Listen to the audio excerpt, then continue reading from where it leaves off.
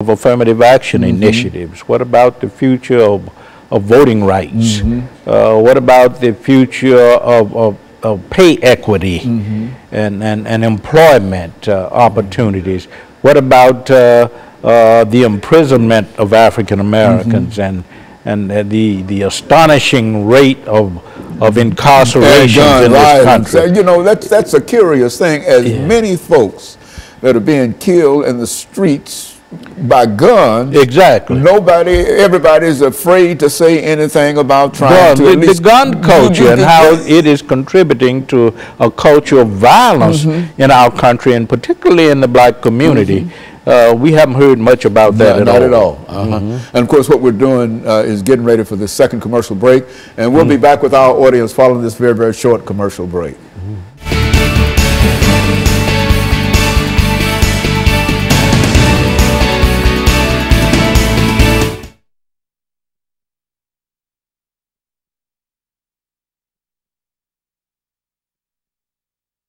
People back to work. About personal attacks, you know. And my God, hate. That's what it is. That's hate. Hate. Nothing but hate. That's all it is, man. I mean, and hopefully, I hope it doesn't discourage, and I'd like to deal with that in the last segment. Okay. To what extent this might discourage turnout? I think it's going to promote turnout myself. You do? Oh, yes. Oh, yes. I think that we're going to have the greatest, black folks going to get out and vote.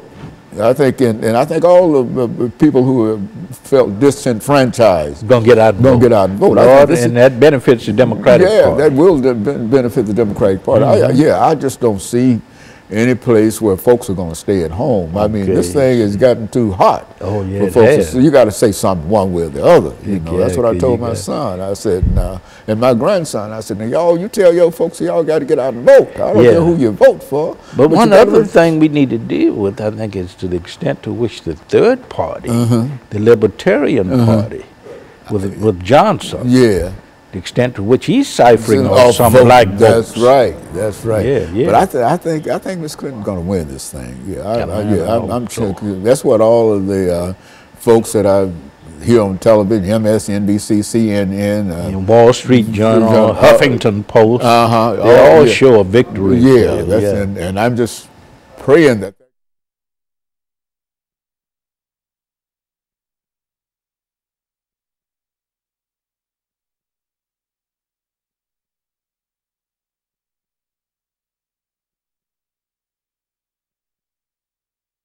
Thank you and welcome back to the final segment of the show for today. We're talking to Dr. Louis Baldwin, and he's giving us some information in reference to African Americans and the election of 2016. And of course, Dr. Baldwin, let's during this last segment, let's take the opportunity to deal with some issues that you believe to be important in this election, so that we can sort of end this particular segment, given some directions in terms of what people can do and what we ought to do. I think this election is important, first of all, because we need to assure the preservation of the Obama legacy. Obama has been very intentional about addressing health care issues, about addressing employment issues in the black community, criminal justice issue, the issues that pertain to law enforcement and its relationship to the black community. So we need to preserve his legacy in terms of pushing legislation that address the concerns for African Americans and women. We have to keep in mind that the Ledbetter Law or Act was signed by President Obama, which called for equal pay equity for women. So we first of all got to preserve his legacy for the black community, and I think that's very important for the black community. Another concern, of course, is how will this election cycle, and particularly the person who wins the office of president, how will that person address issues such as affirmative action, such as gun control, criminal justice, crime in black communities. I think that is very, very important. We look to the future, black Americans do. We've always looked to the future because we have had problems dealing with the past in many cases, and dealing with the present. We look to a future with hope. Things have to get better. Yeah, things have to get better. So we have a more hopeful view when it comes to the future. And I think black Americans today are looking for someone who will build on the Obama legacy. And I think most black Americans, studies show that 87% of blacks at least will vote for the Democratic candidate. And I think that most black Americans feel that the Democratic candidate, who happens to be Hillary Clinton, represents a better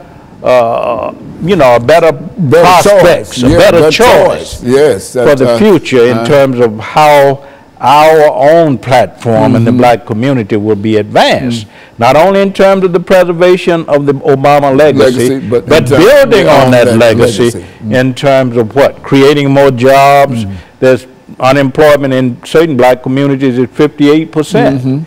So how will the future president address those kinds of issues? How will the future president address the gun issue? Hillary Clinton has talked about gun control.